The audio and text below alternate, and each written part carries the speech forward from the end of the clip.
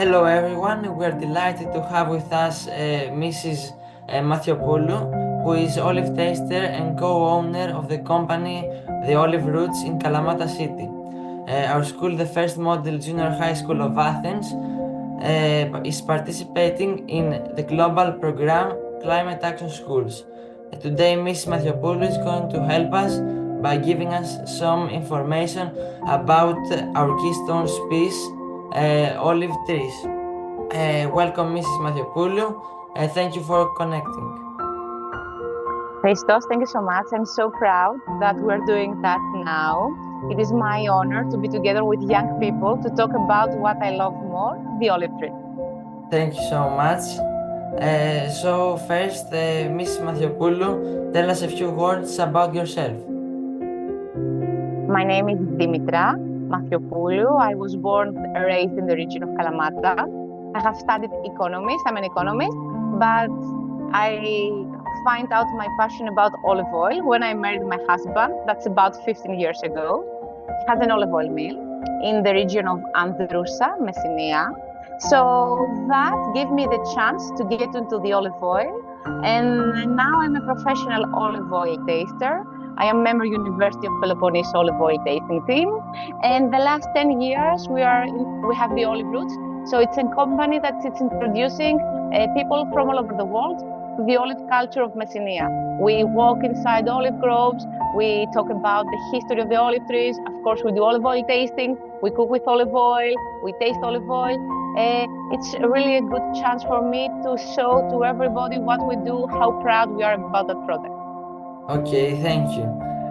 So we all know that the olive trees and its products are very strongly connected with our history. So how important is the olive tree in the Greek culture and the tradition? Imagine that in my region there are about 15 million olive trees. So everywhere in our yards, in our roads, we are used to see so many olive trees. And they are not just now here. They have been here for thousands of years. So the food we eat, the income we have, the tradition we have are based on the olive oil. Part of our lives, part of our history, part of our culture. Yes. Okay. Do you think the olive trees and the olive are beneficial to our health, and how? Since ancient times, Hippocrates, the father of ancient medicine, had more than 50 recipes based on olive oil. Skin irritations, headache, stomachache, pain in the ear. Imagine, Christo, that the first olive oil was imported in UK in the pharmacy for pain in the ear, not for food. And now latest research focus on antioxidants and polyphenols. It seems that the early harvest olive oil, the one we harvest in November, that the olives are mainly green. It's an olive oil that it's bitter and spicy, very green fruity. So that olive oil has the amount of antioxidants that we can make health claims. Good for the heart, good for Alzheimer's, mental diseases, depression, and many, many, many other diseases. Okay, so it's very important, yes. From your experience as an olive oil producer, what are the critical steps in the production of a high quality extra virgin olive oil? Okay, so let's say first, what is an extra virgin olive oil? An extra virgin olive oil, it's an olive oil that has very low acidity level and very good chemical analysis and a very fresh, vivid, fruity aroma with no defect. If you think olive oil as an olive juice, olives are fruits, so olive oil is a natural fruit juice. You can understand that in order to have a good quality olive oil, you need good fruits. To pick them in the right time with no diseases, to go in a good olive oil mill that it's clean, that they know how to work with their machines. And of course, very important is the storage, because like your juice, you have to keep it fresh. It's the same with olive oil. You should protect it to stay fresh. Okay, thank you. And how are sustainable practices being integrated into olive oil fruit development? Think of olive oil as a part of our culture. So small communities have been living in that product for many years. They sustain the local people.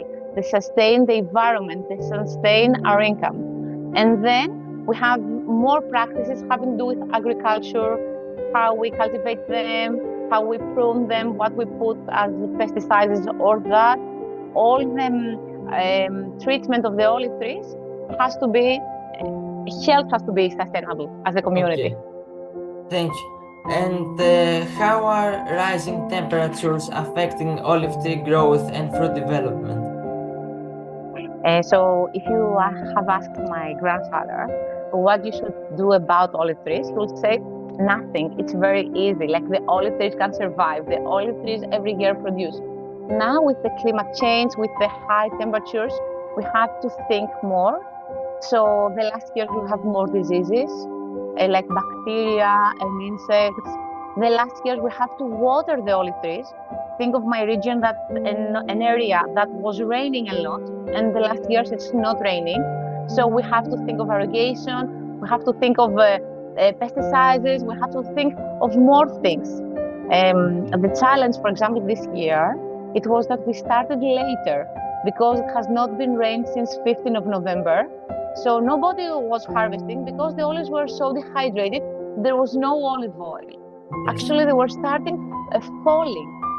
So the challenge is to keep up with the climate change, to do what you can do to survive. Okay, thank you. And as you know, most of the olive tree and most of the olive oil is produced by small family companies. So how is the climate change impacting the livelihoods of small-scale olive farmers? It's even more difficult because if olive oil is for you just a part of your heritage, of your income, it's a piece of land that your grandfather has given to you, it's not your job. It's something that you love, but you don't really have the money or the time to, to keep up with the climate change, to do all the arrangements, the adjustments you have to do to keep up with the climate change. So that makes it costs more. You don't have so much income about producing olive oil. Sometimes you think, is it worth to collect my olives or just the olive oil of my house? So the challenges are many, and especially for us that were small communities, small people, small farmers, small families. Okay, and lastly, in your opinion, are there cultural traditions around olive oil production that are at risk due to environmental changes? Not at the moment, I would say, because we have been eating olive oil for thousands of years. So I'm not thinking that we're not going to change eating olive oil, or we are producing olive oil, or we're using olive oil, for example, in our religion, or we're using olive oil in our beauty, or we're using olive oil in our medicine. So I don't think that we are going to change, at least the recent years.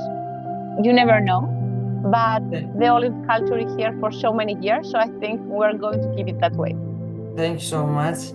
And Ms. Mαθιοπούλου, we thank you for giving us all this information about our keystone species olive trees. And I hope that many people find this information useful. And I hope that many people visit our country to have the chance to experience the olive harvest and the oil production. Christoph, thank you so much. It was my pleasure to be with you. Mine too. Thank and you. Hopefully with young people like you, we'll have more people visiting Greece. Thank you so much.